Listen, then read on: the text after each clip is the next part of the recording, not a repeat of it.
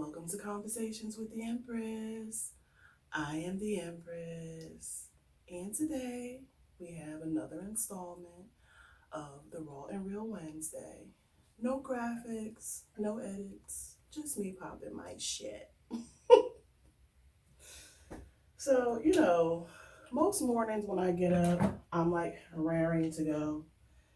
And I think honestly, this is the first morning y'all seeing me, and I'm just really not feeling it at all. But I figured, that's why y'all are here for the raw and real. And the raw and real is I'm not feeling it today. Um, we all have our days where we just feel like crawling back into bed, and today is one of them days for me. But at the end of the day, doing these raw and reels is a way for me to get out whatever I'm feeling in that moment. It's kind of like I'm talking to a friend, but I'm not. Like it helps me to get it out. So that being said, I'm really not feeling it today. And it reminds me of a video that I saw of Rihanna. And they asked Rihanna, and I love Rihanna. For y'all who don't know, if you haven't already noticed, I love Rihanna. She's like my favorite artist. I just admire her so much as a woman, as an entrepreneur, just as a person in general. But I saw this clip of them asking Rihanna, what does she do on those days where she wakes up and she feels like not like the boss bitch that she is, and not like the queen that she is, and not beautiful, and not all these things. And she said she fake it. And so the girl said, oh, so you just fake it till you make it? She was like, yeah. She's like, that's exactly what I do. And like, I've tried to get in that mindset of that, because at the end of the day, when you have a social media platform, people only know what you tell them, okay? People only see what you show them. That's why some people are able to be whole as different people on social media than they are in real life. There's plenty of people pretending to be something that they're not online. And, I don't put everything out on the show, but for the most part, it's a true representation of me. But I definitely have my days where I'm just not feeling it. And this raw and real allows me to not have to fake it till I make it. And I can just tell y'all, I ain't feeling it, okay? It's a lot of crazy shit going on in the world that's affecting my mood, my thought process. Not just the Ukraine and Russia issue that's going on right now, which is just fucking crazy as shit. But um, yesterday they said that they finally, now get this, they finally have labeled and passed a bill saying that lynching is a hate crime. Now, how long they been lynching motherfuckers, okay? They've been lynching people for forever. Now y'all want to say it's a hate crime, but then on the same time, y'all trying to get rid of abortion rights. Y'all trying to get rid of black people's right to vote. Like, it's all these other things going on, and I just feel like sometimes it's really hard to stay positive, and that's where like spiritual grounding and stuff comes in. But even people who are spiritually grounded have rough days where it's just like too much for them to deal with, you know? When I was in college, I was a psychology major. And I remember my first psychology class, Psych 101. It's the first day, and my professor is handing out the syllabus and talking about, her attendance policy and this and that. And she basically said, you get this amount of days off, and I allow you to have 2 mental health days. And so at that point, I raised my hand and I'm like, what is a mental health day? And she was like, that's a day where you just don't have it emotionally, mentally to do it. And you need to stay home or just do something to like free your mind and relax yourself, deal with your stress or whatever. And I thought that was like the most cool thing that a professor actually thought enough to say that even my students need a mental health day. You know, Dr. Silverman, I always remember her. Dr. Silverman was this little white lady with silver gray hair, Dr. Silverman. And she was a really nice lady. She actually used to work in like an institution, and she would always tell us her war stories of the institution. And she told us this time this one of the patients punched her in the face and knocked her teeth out. Like, she was a real badass little lady, but she was really sweet. But I always remember her saying that mental health day. And like, mental health is one of those things that a lot of people in this world don't take serious, but it's a serious thing. And we all have a brain and a mind and emotions and things that need to be rejuvenated and cared for, just like the rest of your body. But largely, mental health, like if, people say, oh, you're crazy or this and that, people look down on you for mental health issues, but all of us have them, whether you want to admit that shit or not. It's all about how you deal with your mental health. And me personally, I take mental health days. There are times where I just can't do it. Like, I don't have it to do it, But back to the lynching. They just now made lynching a hate crime. Like, I don't understand how many little, pacifiers they gonna give black people, and we just gonna keep accepting that shit. Okay, so now lynching is a hate crime. What about all the black people that done been killed by lynching? Now, what does that mean for the people that killed them? Y'all gonna go in now and classify what they did as a hate crime? Like, I just don't understand it. And then on top of that, get this. When they ruled to make it a hate crime, 3 Republicans voted against it. Like, what is your basis, other than being a racist piece of shit, to not want to say that lynching is a hate crime? Who says that? Like, every time it's something, they want to make it seem like it's not that. Like, what is the problem in saying that lynching is a hate crime? That you need to protest the vote to say that it is? Other than you're racist and you want to be able to lynch people. Like, it's wild, bro. This world is just wild, bro. There's some wild shit going on. But that's why I try not to watch the news. Like, I like to watch it sometimes just so I can stay abreast of what's going on in the world. But, I used to watch the news every morning and every night. I stopped. Because that shit was wearing on me emotionally and mentally. Like, you cannot watch the news 24 hours a day. Like, my dad does that.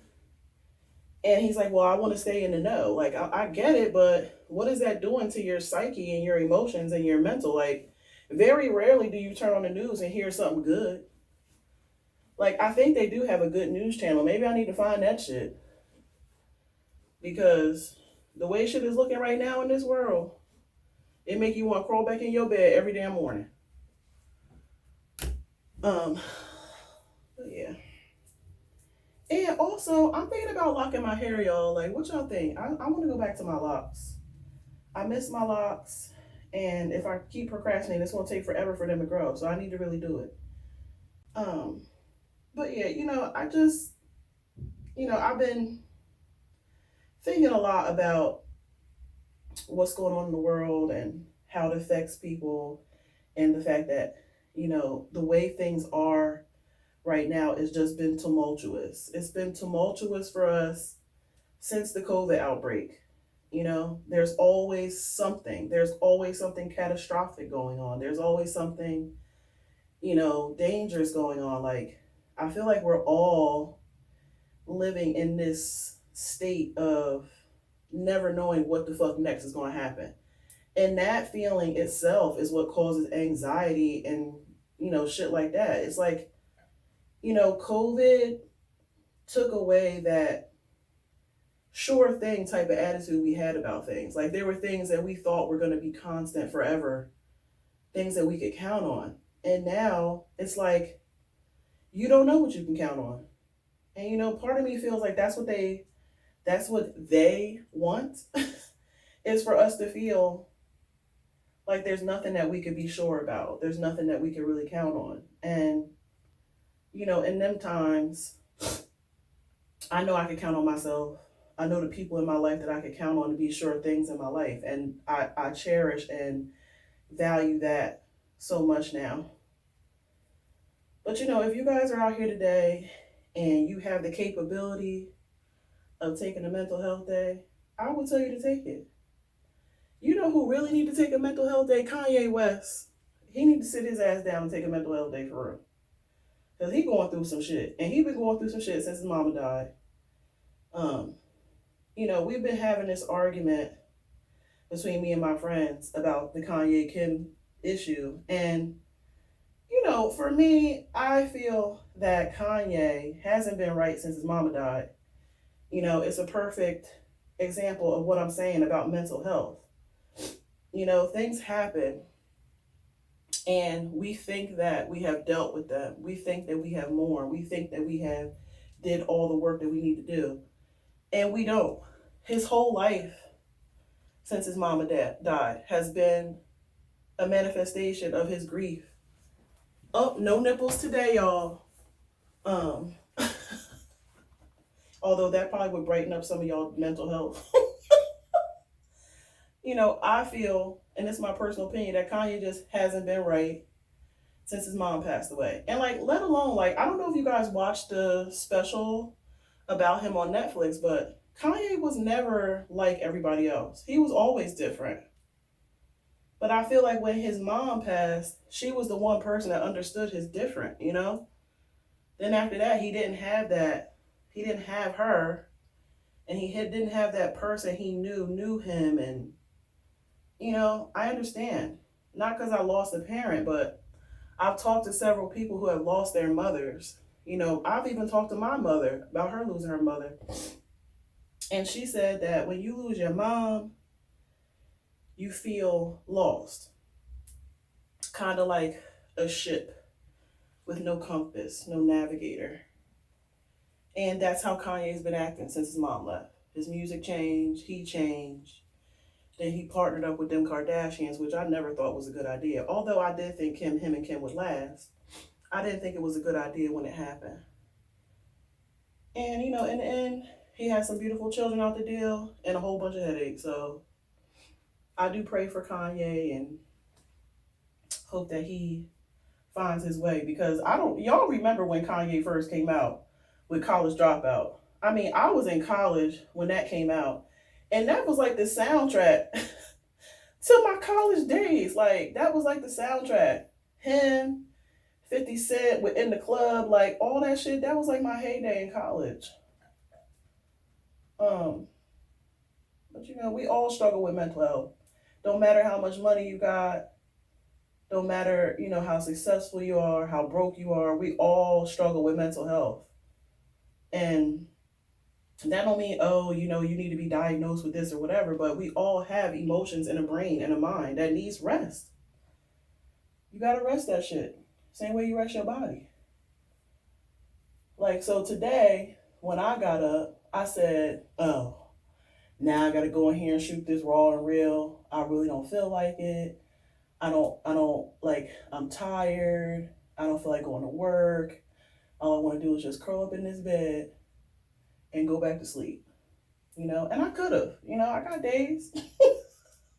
I definitely could have curled back up in my bed and went to sleep today, but, something got me out the bed, got me moving, and maybe I needed to say this raw and real for somebody else who's feeling like how I'm feeling.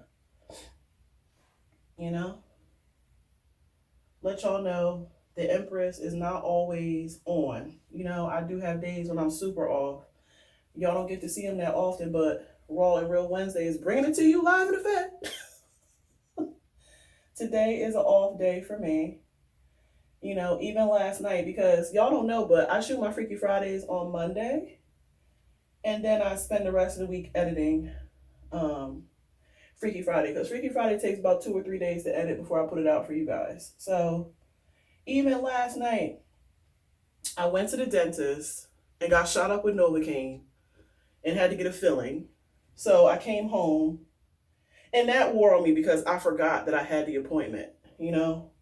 When you be at work and you think you're going to go home and do what you got to do, and then you realize you had something else you had to do. Like, it was one of them types of things. Like, shit, I totally forgot I had to go. And, I went and I was tired, falling asleep in the dental chair.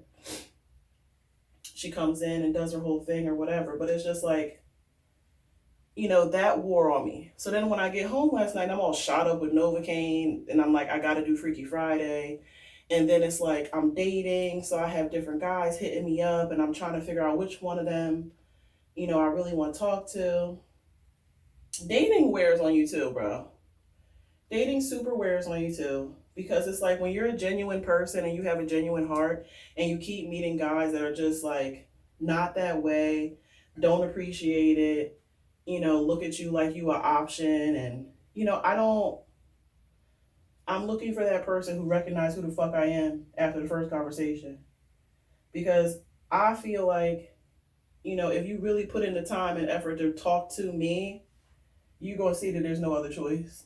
Call me cocky if you want to, but you're going to see that there's no other choice. Or you're going to be like, whoa, she's a lot.